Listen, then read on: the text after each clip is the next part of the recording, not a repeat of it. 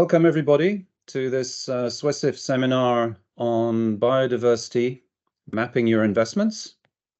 I'm very excited to be moderating this. We've got an absolutely brilliant panel, and it's, by all accounts, a very hot topic. So SWESIF, for those who don't know, is Sweden's Sustainable Investment Forum, and I believe we have also members of other Nordic Sustainable Investment Forums attending this webinar. My name's Richard Tishkevich. I'm a Senior Research Director with Nordsip, and I've been asked to keep things flowing on this 1-hour webinar. I'll start off just by briefly introducing the topic, which is an extremely broad topic. I'll introduce our 3 panelists, and they will then talk through 3 short presentations. We have on the chat function, we invite everyone to ask any questions that come to mind during the presentations or afterwards. And I would stress that given that this is quite a novel subject for many investors, there are no dumb questions. You can always ask them anonymously if you like, but I think the more the merrier, and we'll try and cover as much as we possibly can. So why are we looking at biodiversity from an investment point of view? I think most people will have got a sense that biodiversity and nature restoration has been moving up the agenda for institutional investors for the last couple of years. Many industry professionals have been very much focused on carbon over the last decade or so. The Paris Agreement, the 1.5 degree target, net zero targets, working on trying to measure the carbon footprint of their portfolios and make sure that their portfolios are on a 1.5 degree pathway. Now, there's been a realization that that's not going to happen if nature isn't also protected, because natural environments on the one hand are a huge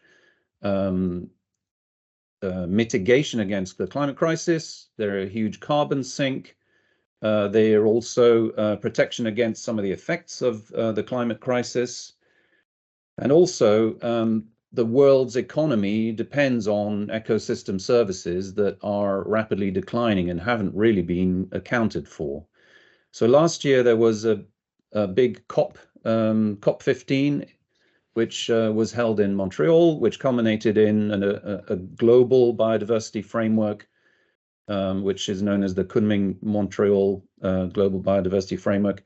And the shorthand for that is the 30 by 30 agreement to restore and protect 30% of the planet's surface, land and sea by 2030.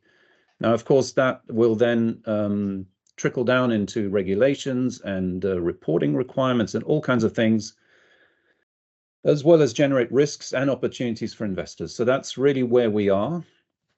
And we've gathered a panel to try and look at this from the point of view, perhaps, of someone starting out on the journey to really look at their portfolio from through this new lens. So we will look at perhaps some of the higher level stats and the types of risks that are popping up in portfolios that weren't measured before. We'll be looking at what tools and metrics are available and what's the methodology behind them. If people could mute their microphones, that'd be excellent. We will look at how to measure the sort of biodiversity footprint of your portfolio, engage with companies and external asset managers on the subject, and also hopefully have a feeling of what regulations and guidelines are in the pipeline that may eventually, rather than be a voluntary exercise, will become obligations. So a lot of this is work in progress, and that's why we've gathered together 3 panelists who cover, I think, a very useful range of aspects on the topic. The first one that we'll invite to speak is Anita de Hoorde. She is co-founder and executive director of the Finance for Biodiversity Foundation, who administer the Finance for Biodiversity Pledge, which started, I think it was back in 2020. I'm sure Anita will explain this, and was announced at a General Assembly of the United Nations with 26 initial signatories. But I think, as she'll explain, it's snowballed hugely. There are now almost 20 trillion euros of assets under management represented by that pledge, and it's growing constantly. And one thing that I personally relied on over the last few years is their excellent online resources. So they produce a lot of good summary documents to do with metrics and the whole concept of nature investing. The second panelist is Angelo Drey. He is a research analyst specialized in sustainable investing at JP Morgan Asset Management.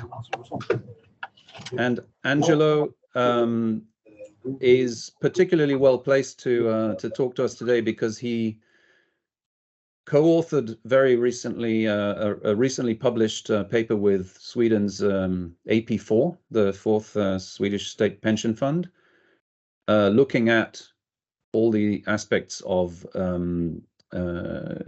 sustainable investing with regard to biodiversity. So how to integrate biodiversity into investment decisions. And I think Angela will talk us through some of those metrics in more detail, the concepts and the methodology behind them. And finally, we have Samu Slotte, who is head of sustainable finance at Danske Bank. And again, when I was looking at Samu's CV, he's got a long track record in banking, but you can certainly not accuse him of jumping on the environmental bandwagon, because he quite recently took a 3-year full-on Bachelor of Science in Biological and Environmental Sciences. So he's extremely serious about the subject. And I think it'll be a nice logical conclusion to the presentations, because Samu has worked through some practical examples of how he and his colleagues have applied the metrics that are available within their limitations to actually get started with integrating these factors into their lending decisions. So again, I would invite people to use the Q&A to ask questions, and there will be a recording of this webinar available for those who want to listen to it again, or who may have colleagues who missed it. But without further ado, I would like to pass over to Anita.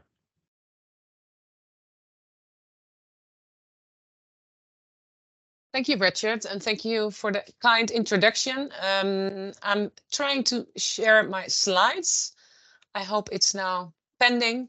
Really nice to be here. Well, co-founder Anita de Hoorde, co-founder and of the Finance for Biodiversity Foundation.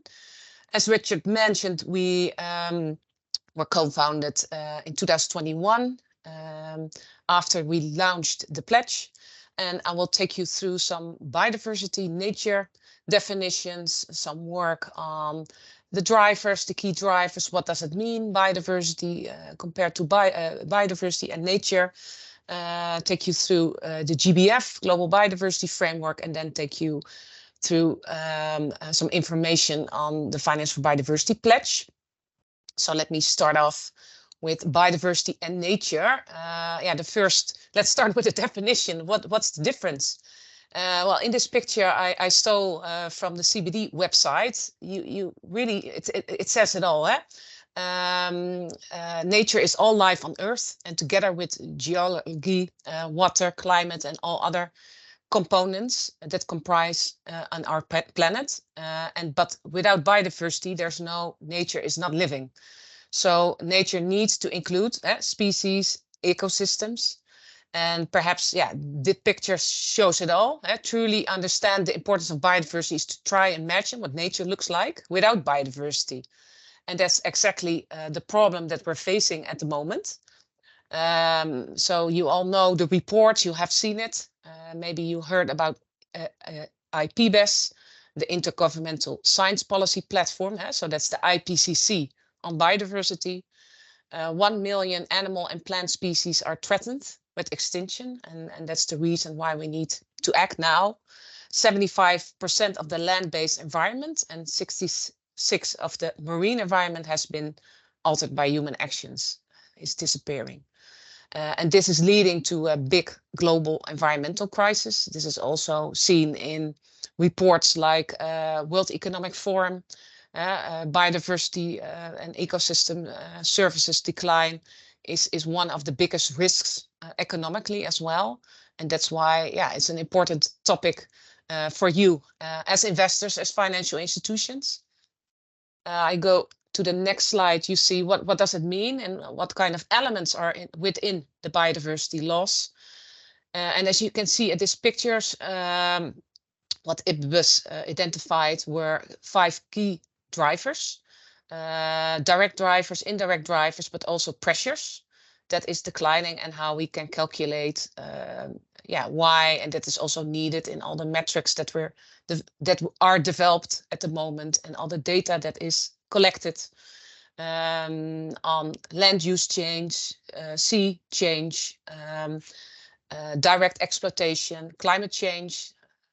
Most likely you all are already having actions and policies in place, and also set targets on net zero to reduce CO2 emissions. But all the other elements, pollution, land use change, is a rather new topic for a lot of financial institutions. A little bit on the policy side. In 2010, there was a set of targets which were countries needed to implement in 10 years' time. It ended in 2020. And unfortunately, all the Aichi targets, as how they called it, that was this 10-year plan subdivided into 20 targets, a little similar as the global biodiversity framework we have now. And unfortunately, none of them were reached, as you can see in this picture. So that's something we hope for now, that the global biodiversity framework is a little overview on the most important targets that were adopted in Montreal last winter. And as you can see, the key goals and targets for financial institutions are Goal D, which has direct references, same as Paris Agreement Article 21C, on the concept of the alignment of public and private financial flows. And the target 14 is then a target distracted from this. That means that governments need to implement ways on how to do that, also by private finance activities. Target 15 is, you might all know that one is the most famous one in the GBF. That's the disclosure requirement. So governments need to ensure, which is a very strong word, how can you ensure something, that all large and transnational companies need to monitor, assess their impacts, dependencies, and risks, and also disclose these. Governments are now thinking how to implement that. Well, Sweden is of course part of the EU. So we see this trickling down also in some standards, some regulation, taxonomy, ESRS. So that's starting to lift off. And then, of course, some important targets for key sectors in your portfolios as well. The most important one, Richard already addressed, the 30 by 30. But there are also the reduce and avoid pollution is also a very important one for your portfolios. And other food waste and specific sectorial targets. Already explained a little bit. So why is it important for you? Well, you all rely with the companies that you invest in or gave loans to. You all rely on the economic activities. And as we know, this is on risks. As we look at the agriculture, forestry sectors, for instance, we know that these sectors are, if companies don't act in a certain way to mitigate the biodiversity loss problems, also to secure water or to secure certain aspects. For instance, if Coca-Cola will open a plant in India where there's no water, then that's a stranded asset. Yeah, so it directly relies on businesses are dependent on the impact via ecosystem services. So that's why it's also important that financial institutions start to act. And this is also the reason why we set up this Finance for Biodiversity pledge in 2020. It was ahead of the game back then. It started from since 2017, myself and my partner Anne-Marie Boer, we were hosting the community of practice on biodiversity for the European Commission.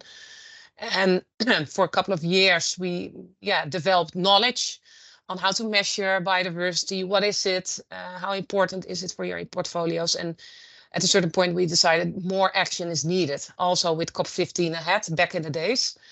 And also to give a strong signal towards world leaders that we need a strong global biodiversity framework for the world to create a level playing field, but also to have ambition and to have the security that these targets are now going to be met instead of the IEC targets who are not. So that's now work in progress. Finance for Biodiversity Foundation, where I work a part of, is also collaborating in an advisory committee of the CBD. We're part of the CBD process, the Convention on Biological Diversity, the organization that hosted the Global Biodiversity Framework from the UN. And we're now overviewing, and seeing with our public policy work to make sure that the right implementation will be done by governments. As you can see, 5 really strategic high over steps in the pledge commitment, which is now signed by 140 financial institutions. We have a new launch. We organize a couple of launches per year as a foundation with new signatories. We have one at the European Business and Nature Summit next month. So we hope we already have some applicants. So we hope to create another momentum and go above 150. That would be a milestone for us. But basically, all the financial institutions committed before 2025 to collaborate and sharing knowledge on biodiversity. Why is that? It's because it's a new topic. A lot of frameworks and ideas, measurement approaches, metrics are being developed. And that's why we have this pledge commitment in here to say it needs to be bottom up, developed also by financial institutions. They need to collaborate and sharing knowledge on how to tackle biodiversity action, how to include this in the investment strategies. The second commitment is very practical, engaging with companies. That means that the pledge signatories will incorporate biodiversity in their ESG policies. And most likely you have climate change addressed well, but not the other topics. So that's something we stimulate with this pledge. Hope that other topics of the drivers of loss and the pressures will be included.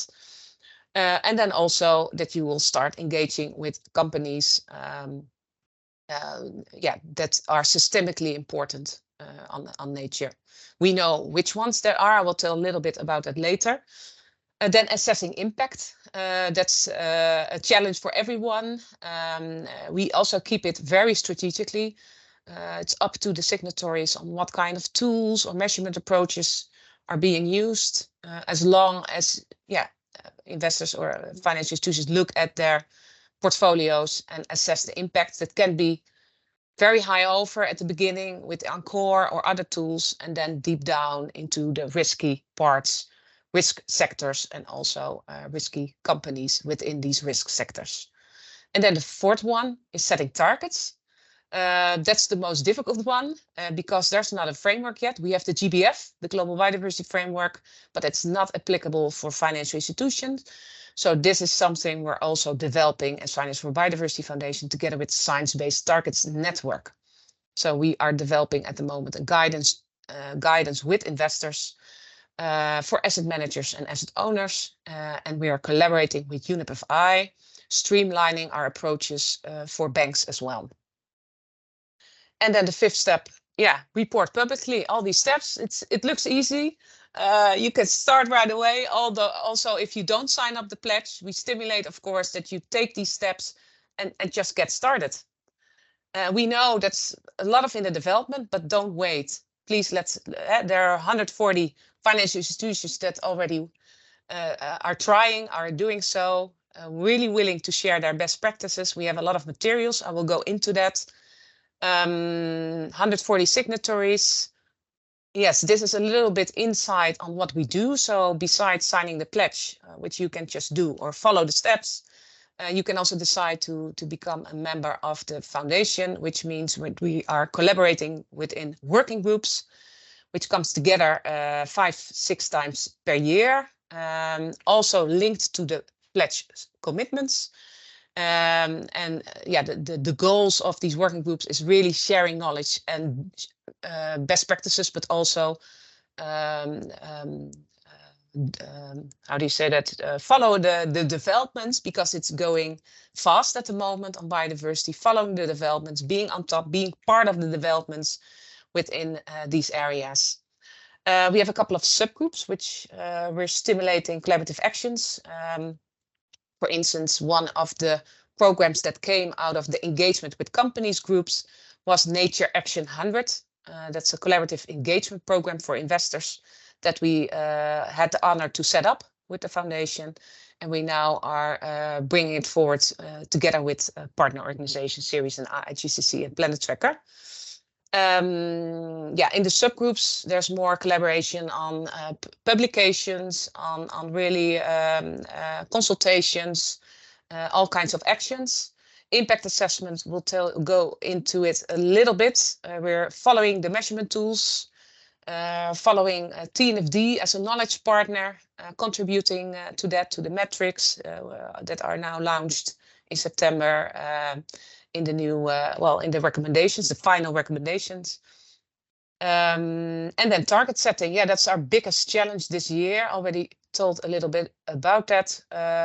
We hope to launch a sort of high over guidance document that will be made public end of the year, which will give you some ideas for asset owners and asset managers on how to set targets with a recommendation.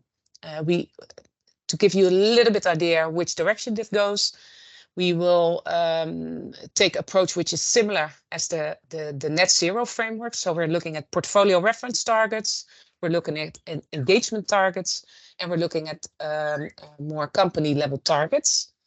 And that means that we're trying to use the net zero or the climate thinking of financial institutions and add them nature topics.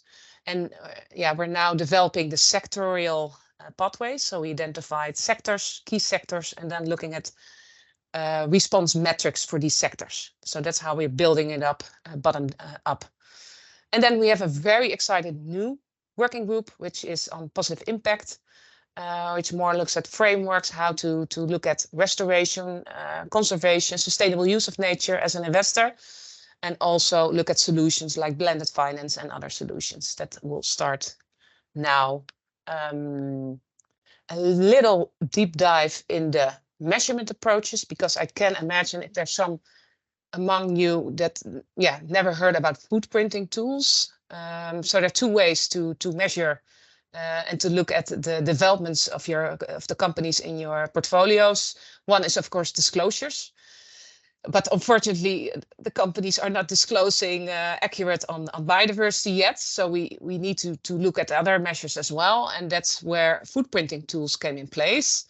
I will share after my presentation a link of this world famous guide we produced already in, I think, 2020, but we're updating it every year with new tools that come across. So we're non-profit, so we have no... we're only looking at the content of these tools. Is it really robust? Is it mature? Is it in use by financial institutions? And is it covering the right elements on the biodiversity science-driven field? And what kind of metrics are they using? And also what kind of databases they're using? So that's what we are watching with a team of experts. yeah, maybe a short introduction. So there are a couple of them named below. I won't mention them. Some of them, yeah, you need to pay for, and some of them are free, like Encore. You can already download it. You can already look at sectorial information and incorporate this in your measuring impact. It's now covering only impacts. So it gives an idea what kind of biodiversity impact, but soon they're all working now on dependencies as well, which is also can be very interesting. I will stop here because I think I'm over the time. There are a lot of practical guides on our website also on how to engage on biodiversity, how to measure, and so on. So go to our website and the publications, you can just download them and just get started. And we, of course, hope to see you soon. Thank you so much, Anita. And yes, I thoroughly recommend the Finance for Biodiversity guides. They're really useful if you're just wanting to catch up on all these different aspects. Just in the interest of time, I'll throw you a very quick question. You have a few Nordic members already, like AP2 and AP3 and Danske and a few others. Part of the pledge is to do all these things by 2024 at the latest. So my question is, for any Nordic institutions wanting to sign up, is it going to be hard for them to catch up, or how should they approach that? Yeah, good question, and it's a question we hear a lot. So thank you for asking, Richard. Yes, yeah. So it means that it says by the end, so it's 31st of December. So it means before 2025. When we started back in 2020, nobody had something on this. So, and we created all these publications. So I think it's easier now to join because there's already a little common practice on what to do, how to get started. So yes, I know it's fast. It's before you blink an eye, and it's already 2025, but you still have time. Yeah. And there's a lot of guidance now out there, which is a huge difference than with the pioneering institutions that started over in 2021. Okay, that makes sense. Yeah. All right. Well, thank you so much. And I'd like to pass over to Angelo now, who will dig a little bit deeper into the topic, looking at especially the metrics and the methodology. So over to you, Angelo. Yeah, thank you. Thanks for the introduction, Richard, and thanks, Anita, for the presentation. Just saying, like, we did look at some of your research, so we recommend everyone to check it out if you're interested in biodiversity metrics. Having said that, I will, I guess, present not the whole paper that we wrote with AP4, but more maybe some of our more practical findings. So, Olivia, can you jump 2 slides, please? Thank you. One up to slide 3.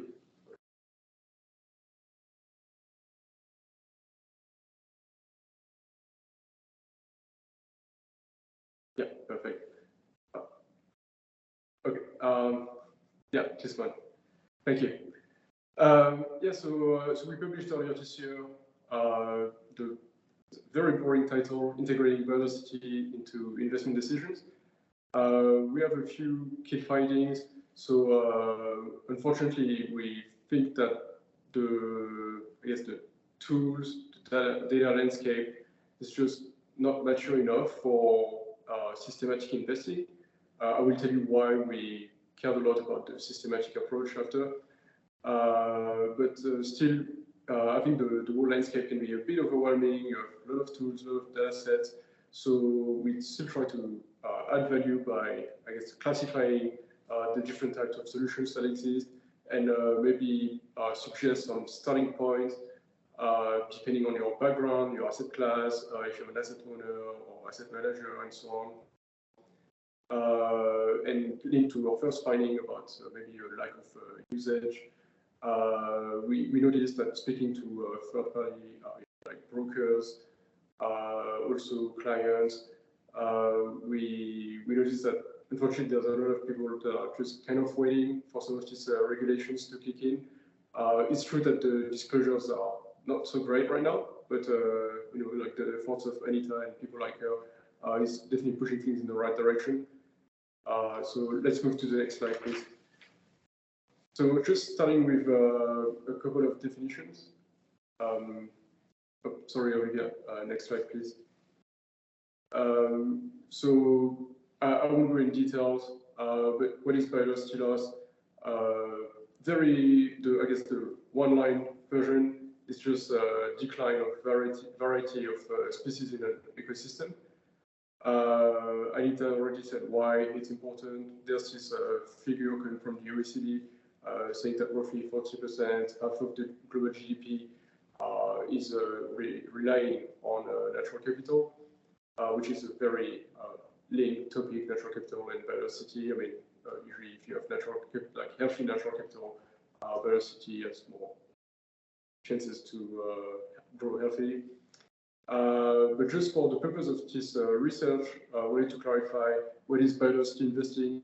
So, you know, similar to climate investing, it's probably just aligning your portfolio with a specific theme or risk or opportunities.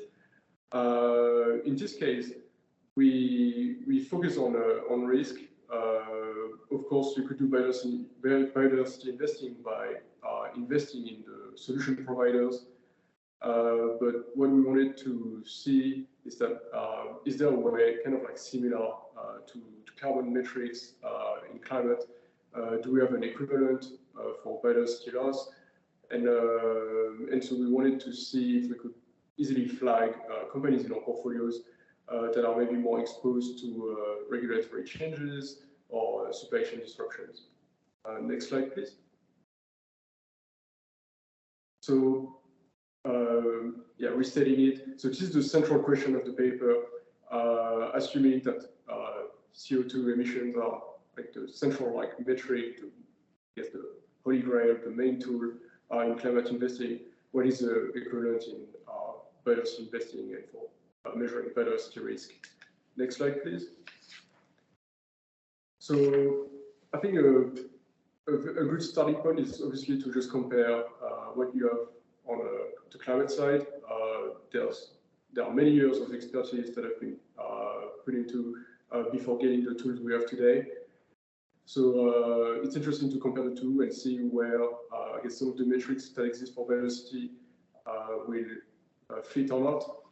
And so I guess if you want to focus on climate, you have a few advantages. I'm talking purely in terms of accounting. Is that it's a global phenomenon. So when you look at emissions from a corporate, whether it's based in China, America, elsewhere in the world, you can say that, yeah, roughly it's it's going to have the same impact. 1 ton of CO2 or equivalent is across borders. For biodiversity, you're looking at multiple local problems. So maybe you're interested in deforestation. The issue is that basically deforestation in one place cannot really be one-to-one compensated by preservation in another place. So you can see that already in terms of accounting, it's going to get a bit more complicated. In terms of causes, also I think the climate story is a bit more straightforward. Well, corporates, I mean, human activities generate emissions every time we use energy, especially fossil fuel energy. There are emissions. On the biodiversity side, we are looking at many pressure factors. It can be land transformation. It can be changes that we, I guess, do to the oceans. That is technically one cause of biodiversity loss. So basically, you have multiple regions, multiple factors, things that are starting to not look so good. So while you have a good comparability for climate, you kind of lose that advantage in biodiversity, or at least in terms of integrating it in your portfolio decisions. And so CO2 became kind of like a natural metric, whether it's for policy making or investing. But I would say for biodiversity, I mean, there was a lot of progress with COP15 last year, and we are starting to have a bit more metrics, but still, if you look at the 30-30, sometimes it's about percentage of, I guess, land surface that you should preserve, or sometimes they have like a budget target. But I think we're nowhere near as close to the level of maturity that we have on climate, where they are talking not only about emissions, but also temperature targets and so on. But still, like for investors, I would say there are two interesting things to look at. There are thematic scorecards. I will talk about it like just after that. And what Anita already mentioned, footprinting metrics, and there will be a section on this. Skip 2 slides, please, Olivia. So if you look at thematic scorecard, the advantage is that you have most of the time NGOs looking at a very specific sub-theme of biodiversity loss, and they will flag the 100 to 500 most, I guess, important actors or most impactful actors on that theme, and they will build some scorecards, kind of, I guess, similar to what you see with ESG scores, but just very specific to that theme. So maybe it would be deforestation. There's a couple of names on the list. They will select some big actors and basically look at the resources they exploit, and also send questionnaires to get a bit more of a feel of how they are managing the risk. Do they have a plan? So usually the actors that score rather well on this are the most likely to have targets and so on. So you see that you have, I mean, there are multiple ways to divide the sub-themes of biodiversity. You have the main ones. I skipped invasive alien species. This is obviously very important. IPBES just published a lot, I think it was like 1 or 2 weeks ago, on the topic if you're really interested in the latest research. But it's kind of difficult to link back to specific corporates as opposed to deforestation. Well, it might be complicated because it happens in the very far in the supply chain, but still, like the specific resource that is being harvested is going to be useful for a specific corporate. Whereas I think for invasive alien species, there are like some okay metrics in maritime transport, but overall, like it's usually quite complicated to pin down one corporate actor being responsible for it. Next slide, please. So if you look at thematic scorecards, you can also see that obviously some sectors are better covered than others. I mean, that's not good news in the sense that it means they're probably doing more harm. I think not so surprisingly, you will find peak sector 15 for people who are familiar with that justification on the equity side. This is because you have the paper and forestry, sub-industries, you have mining, and you have chemicals. So this is basically our recommendations. If you want to take a deep dive on a specific sector, it doesn't have to be just on the sub-theme like I showed on the previous slide, but this shows you roughly what we think is rather well covered. Once again, caveat on the coverage numbers. Usually, each of these data sets they focus on the high impact actors. So you might not have like a need coverage such as maybe carbon data sets. Now with estimates, you would get 99% coverage on some of the broadest like indexes. Let's keep 2 slides, please, Olivia. So moving to footprinting metrics. So for people who are not familiar with it, very roughly, a footprinting metric is kind of like just how we call impact metrics in the field of biodiversity investing. What it does is that it tries to convert all these pressure factors that I mentioned earlier. I said like a company could contribute to biodiversity loss through deforestation, for its contribution to climate change, and so on. And so the idea is that you try to come up with one figure that helps you compare corporate that might have completely different business exposures, and including also geographies. So in practice, we spoke to a few third-party data providers on this. And the solution roughly is a sequencing of multiple models. So usually, if there's no better data, you will start by looking at the revenue breakdown of a company. And so let's take, like in the source that I quoted, they look at a poultry farm company. And so you will know that, let's say you're producing X million of dollars of revenues by selling chicken fillet. And you would, a first model will tell you, well, to do that, you will need to consume a certain amount of corn or other type of feed for the chicken. And then another model will tell you that to produce that quantity of corn, you probably contributed to the deforestation of a certain amount of acres, and you use a certain quantity of water. And then finally, the footprinting model converts these deforestation figures and water usage figures into one neat figure that tells you that basically your business is the equivalent of destroying all biodiversity on a given surface. And so with that, you can compare, like carbon, you can build the intensity metrics, and you can flag which portion of your portfolio are maybe more at risk. But I would say that we think that the idea is great, but probably there's a implementation issue when we reviewed some of these solutions last year. And we said the problem is that, well, if you follow what I said, like basically it's all an extrapolation from sales data as of today.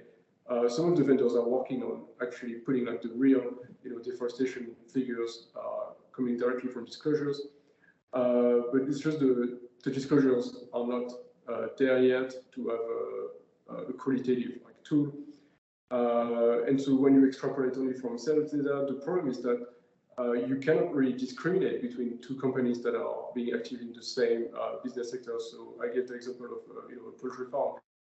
Well, what I want to know as an investor is not necessarily, I mean, of course, that's another dimension and could be interesting. It's not just knowing that poultry farming is bad, but it's more like if in my investable universe there are two poultry farms that could be investable, which one should I pick? Basically, if I wanted to reduce my risk and my impact on biodiversity. And we thought the tools were not like giving us satisfying answers as of today. So Olivia, skip 2 slides, please. So just like a brief classification of the solutions so you should be familiar with most of it, not that I gave a presentation, but just on the last 2 rows, I wanted to add a couple of words on geospatial data.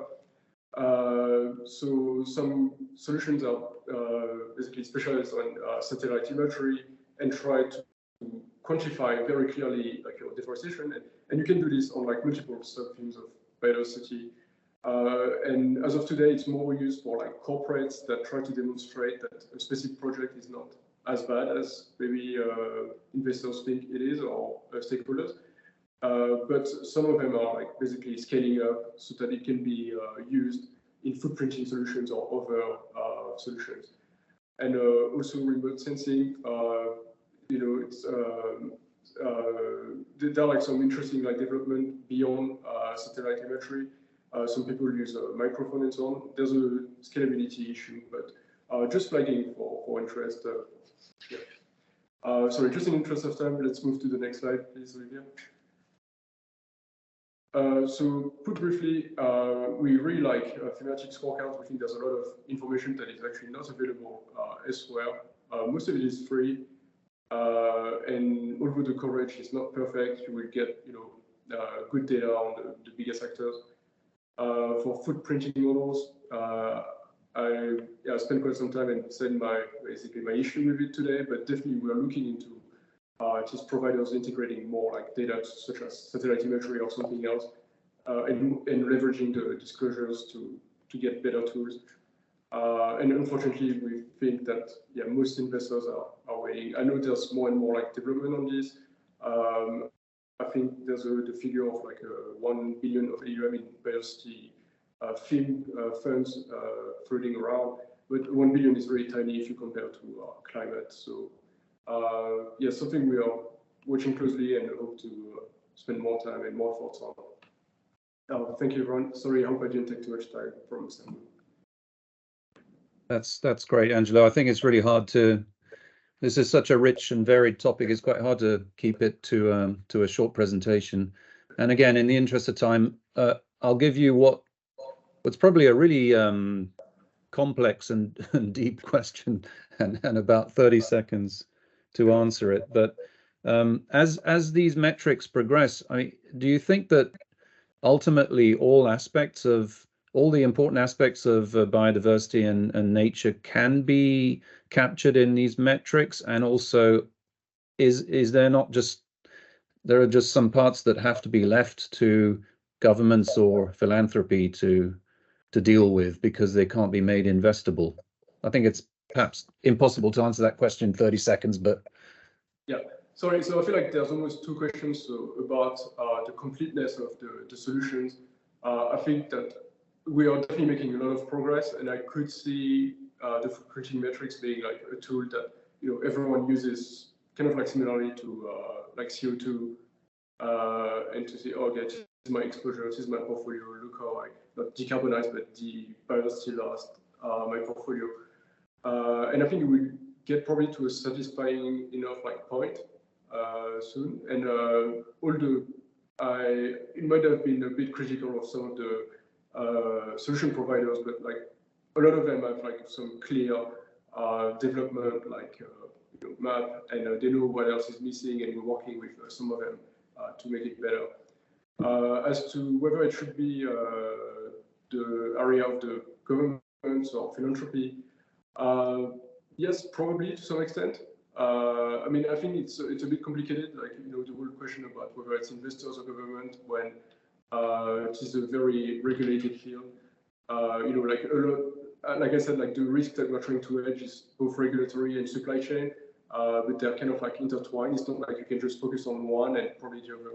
It will still be correlated, So sorry, I could speak for much longer, but no, I think that's already already a good insight. Thank you for your presentation, and let's hand over to Samu, who, as I said in the intro, hopefully will bring some of this to more life by sharing some examples of how he and his team have used some of these metrics, even though they have their limitations, but they've managed to make them as useful as possible. So over to you, Samu. Thank you so much, and thanks for the invite and the good intros here or presentation from both Anita and Angelo.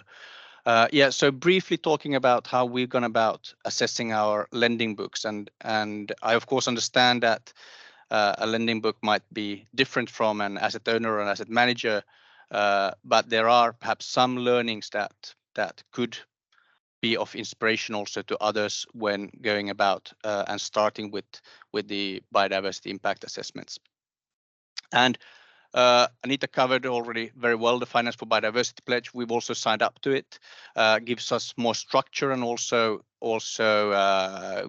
resources that we can use for the work. And so I won't spend more time on this, given that it was already covered well. But before actually jumping into the biodiversity topic, I want to spend very few sentences on our work on climate, because it actually had some implications for how we then went about with biodiversity. We've recently submitted our climate targets to science-based targets. We've mapped our entire banking portfolios, also everything from large corporates to retail clients. We've done estimates on scope 1, scope 2, and in some instances scope 3 for the portfolios. And we spent tons of time on trying to get these numbers correct to the third decimal, and we probably in total spent close to 2 years on doing that assessment. And the conclusion we came to after all of this was done on the climate side was concentration. It's actually hugely concentrated to certain sectors and there within certain companies. So for the entire loan book that we have on climate, most of the emissions came from 4 sectors, and they're within 100 companies. So of the thousands and thousands of names, it was actually 100 names that really mattered. And the good thing, of course, is that then you can actually do a bit of a deep dive on these most material names and try to understand what's actually going on there and what's good and what's bad and what they're doing. And we carried on the same sort of thinking to the biodiversity side when we started to, or decided that we will analyze our books on biodiversity impacts and dependencies. Let's assume that they are equally concentrated. And we started off by looking at the 15 sectors recommended by or pinpointed by TNFD, also to where the largest impacts are. I've listed them here on the left hand side, and we used some of the available tools, most notably Anchor and Bioscope, to run through our exposures in those sectors, and have now then ranked them in order of importance on how we will start to take the deep dives. And no surprise, the largest impacts are in the heavy land use sector, so forestry, pulp and paper, agriculture and food products, and power generation. And then there are a few cross-cutting themes that are mostly related to risk commodities, so soy and palm oil that stretches across different sectors. And we've then taken, to begin with, 3 of these sectors, so shipping, forestry, pulp and paper, and agriculture, including food products, where we do a deep dive. And this is sort of the 4 steps that we envisage this to or the order this should go in. So we're first doing the assessments on using the tools Anchor and Bioscope. We're then defining proxy indicators for these sectors. So we're not trying to get to an PDF or mean species abundance indicator that Angelo talked about here also earlier. We recognize that it's not going to be possible to get to one indicator. So let's try to develop indicators that best describe the state of nature in these sectors, and they will be sector specific. And then finally, start to set targets on these, and we've discussed quite a lot what could those targets be, and I'll come back to that in a minute on what we believe could be initial targets, and then finally to start to report on these impacts and also on the indicators that we've chosen. So I'll give you an example of the shipping sector, for instance, how we've then defined the indicators that we're going to be using. So here on the left-hand side, you can see some of the data coming out from using Anchor and Bioscope, based on which we have then, as said, ranked the sectors on which we want to do a deep dive on. We've then looked at what the both mandatory and voluntary disclosure initiatives will bring likely in terms of data and disclosures from companies in these sectors. And then we have set sector-specific categories on which we would expect our companies to have data on, or that we would engage them on and start discussions on whether they actually publish data or have data on these topics. So for shipping, it's the 8 categories that we have here on the right-hand side. So already here you can see that it's going to be quite an extensive set of data, and it's going to be close to impossible to aggregate these into indicators that could be applied across different sectors. And to complicate it more, it's not enough just to have these the data on these 8 categories, but these are the high-level categories. We actually believe that you need to, as a company, you would need to have within the categories, even the individual data points that you could provide us with and provide the investment community with, relating to these groups that are relevant for this particular sector. So all in all, for shipping, we end up with 21 indicators that cover the 8 groups that we now then are engaging starting to engage companies with and asking whether they are aware of their impacts within these areas and these indicators, and whether they actually have data to publish. And then finally, just a quick word on how do we then think about what could be initial targets, and we're completely aware of that. This is a journey, so we will not be able to get all-encompassing targets for the full book or even for the key sectors here, but we want to start with something, and that's then likely going to be on engagement, to have dialogues with the companies on these indicators and that we've defined, and encourage them to publish data. And we could then set, for instance, a target on first of all the number of engagement with key companies, but also then disclosures. So we have here examples in the yellow box. So rate of client disclosures on the selected indicators. So for instance, percentage of clients that have ballast water treatment in fleet aligned with the BWM convention, and this will bring a whole book of indicators, of course, but we believe that this is the right place to start. This is where we can start for now. These are much more sort of operational targets, not really what the TNF describes as nature interface targets. So a starting point, we plan then to start publishing what the data is from our portfolio and take it step by step forward. So I think my key message here really is that when embarking on doing biodiversity assessments, spend time on the scoping and really try to identify which are the key sectors in your portfolio that has the largest impact, and start with those and narrow it down even there into the largest exposures you have, and try to cover them well and make a deep dive instead of trying to cover the whole book in one go. Thank you.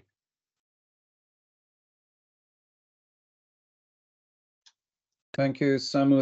That was excellent, and also extremely precise timing. So thank you for that. I'm not sure we have time for a huge amount of questions, but I would encourage those that tuned in, and thank you for tuning in, to once you get the link, please send it to any colleagues that might be interested. I think the contributions from Samu, Angela, and Anita should help anyone who wants to try and get a little bit ahead of the curve on this subject, because most likely with legislation and regulations down the line, more and more of these disclosures will be required. But also, it's as you've seen, it's an interesting angle to look at your portfolio to try and make sure that you're managing these risks that might be flying under the radar for now. So I would encourage people to spread this this sort of introductory seminar to whoever in your organization would like to see it. And thank you very much, Anita de Hoord, Angela Dre, and Samu Slotte, for taking the time to share your experience with us. And I think we've covered some high level stuff right down through the nitty-gritty and kind of a very pragmatic approach to getting started. I think in English we have the expression, you can't see the wood for the trees, when there's a very confusing subject. And I think it's fairly apt here. And I think, as Samu just explained, just narrow it down to the most important areas and see what's out there that works, and try and make a start. So thank you so much for attending, and stay tuned for the next one.